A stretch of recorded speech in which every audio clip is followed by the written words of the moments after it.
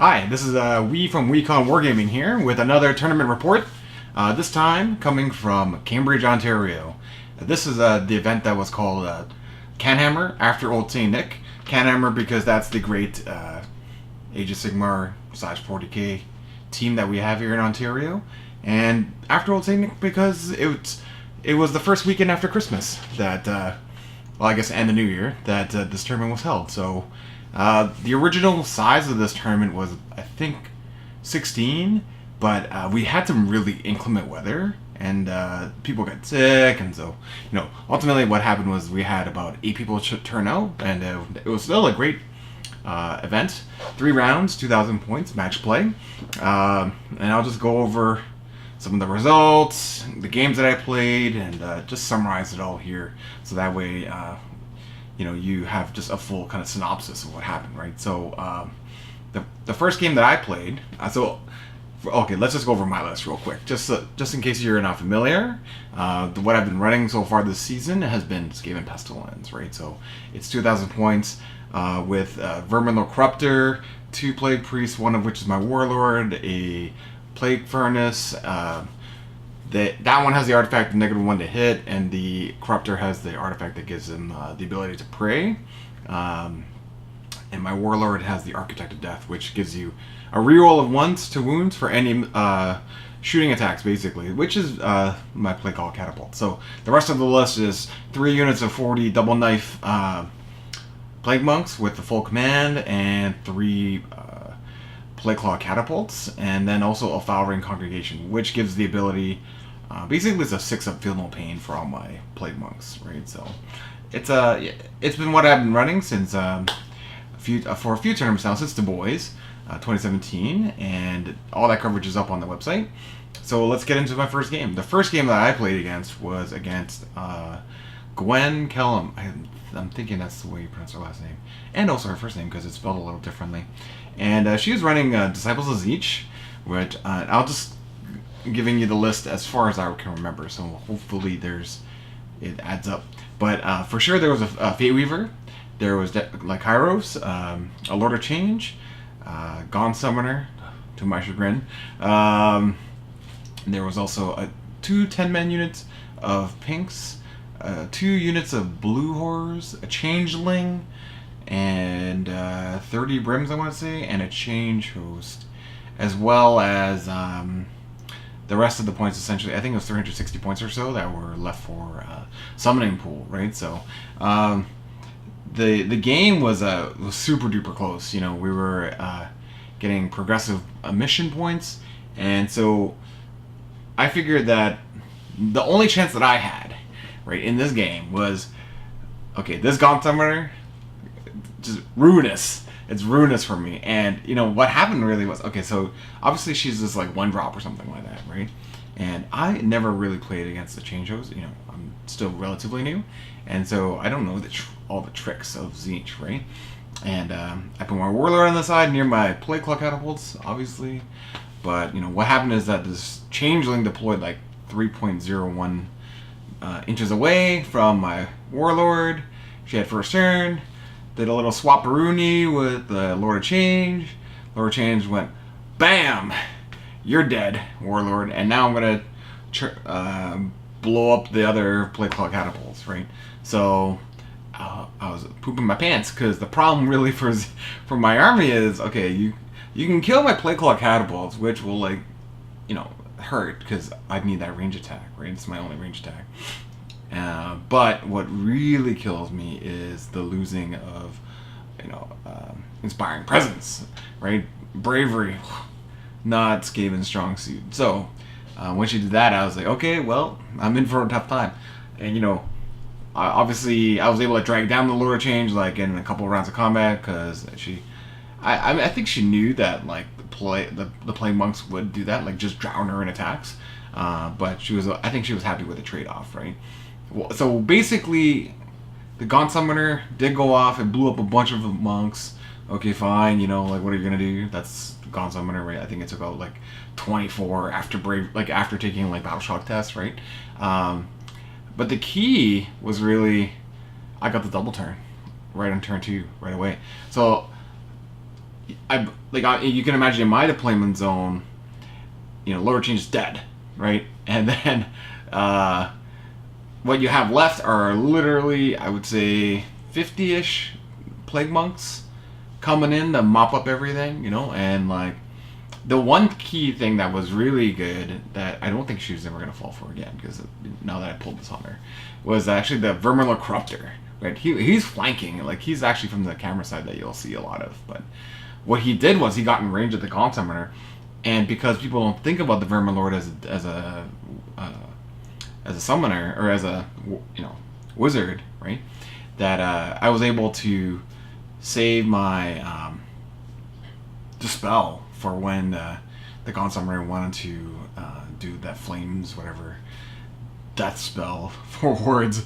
So I was actually able to block it twice. The first time it did catch her by surprise. The second time she knew about it and she was trying to fish it out of me, but I knew. I was like, I'm never ever going to let you do this. So, essentially we did tie on objectives, and I did win because, after she'd killed that first wave, she wasn't killing very much afterwards, because chewing through all those units and then the Gaunt Summoner not going off, that was tough on her, right? So, basically, I think we called it after like turn 4 or so, or two. I can't be 100% sure, but that's just generally the way it went. So yeah, that was game 1. Game 2, it was against, oh yes, my friend Andy Mudge. So you would have seen me play against Andy in the Lords of War tournament that was held in early December. That's the one where the audio was a little funky and like really low. And so he brought his Blades of Corn army, and this time, he's still taking the Council of Blood, which I love. But instead of like smaller units of bloodletters, he took 2 big blobs of bloodletters, right? And it's the mission where basically only heroes and like behemoths can score points. And unfortunately, I think a lot of the action in the video is actually kind of not where the action really is. So the side that you can't see is really where a lot of stuff happened, right? So what happened is that my goal was, okay, Vermilord needs to move up, get on the point as minimally as possible, and then just survive there, right? And what happened was that Andy he moved up with all of his stuff, and he charged with like a unit of bloodletters into the Vermilord. But because I was just far enough out, he was only really able to get like, what, 5 guys in maximum. Like I'll survive that. They don't hit so hard, right? And so the key was there is that I countercharged the 5 Flesh Hounds, the Bloodthirster, and the unit of Bloodletters with 1 unit of really buffed up monks. Like I was able to get my priest, I was able to get my prayers off, which gave me rerolls to wound. I was able to get Wither off on the Bloodletters. And they were inspiring presence. Like they were gonna wreck shit, right? And the other thing that was really working hard was the plague claw catapults, right? Like, I really softened up the bloodletters, right? Like a volley of 3 of those guys can do work once they finally like hit and wound. A little unreliable. So, anyways, that was basically what happened there. Is that okay? So I was able to secure that side with 1 Vermilord, like because the other Bloodthirsters were going the other way. They were trying to get to the other objective, and so I was like, okay, well this Vermilord is garbage anyways. I don't care. He can just stay there and like continue to rack up points. And the really surprising thing, and I think this is very surprising, and it surprised Andy as well. But I had 1 unit of Plague Monks on the side, which is fine. On the other side, they were tying things up and like they're getting killed. Ultimately, you have like a unit of Blood Ladders, a D-Thirster comes through, like starts whipping things up, and then the other even though they killed the D-Thirster, another Bloodthirster comes in. It's like, oh, how many Bloodthirsters do you gotta deal with, right? So they were all gonna die, right? They dragged down what they could, but what did a lot of work, surprisingly, is this Plague Furnace. Like it went off, like. And he charged the Plague Furnace. It wasn't me that charged them.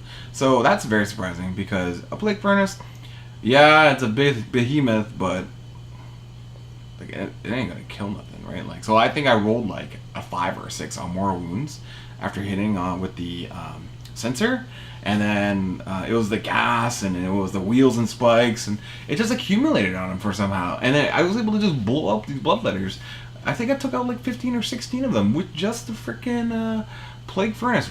It really did a big number on him, and then the turn that came around, he wasn't able to throw so many attacks at it because so many guys died. And then Plague Claw Catapult went to do work, and so, anyways, yeah. Suffice to say that I was able to kill most of his army. I think he was down to basically the one Bloodthirster, the Wrath one. And then in the last game, I played against the winner, Paul Jetski. He was playing a nasty Seraphon list. I think that's Star Strike we played, and yeah, they just have so many tricks.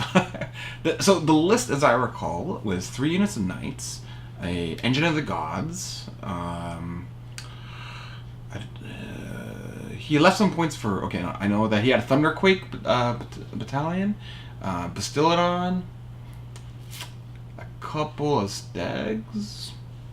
I want to say, okay, there's definitely one Stag, maybe 2, probably 1. He had some summoning points. I don't know, Skin Priests. Yeah, I don't know, Seraphon.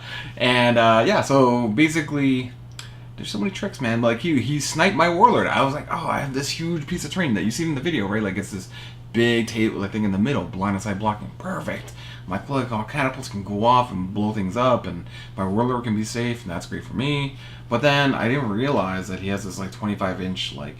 Does not require line of sight, I guess, ability that he just does D6, and then he's like, oh yeah, and then I get like this dice that like I can either +1 or -1, any dice that they use for any whatever. I'm like, that seems crazy, but okay, sure. I mean, so he pops that, is just like, oh, okay, so it was awful, right? And the Bastiladon, the funny thing is that Bastiladon has like damage 3 against demons, and like, okay, well, good thing I don't have demons. He's like, yeah, except for every monster's a demon. I'm like, true, I forgot. I kind of forgot that he's a demon, and then so the Bastiladon was doing work against that, and I was like, oh, this is awful. So yeah, it was a rough game, but anyways, a lot of fun.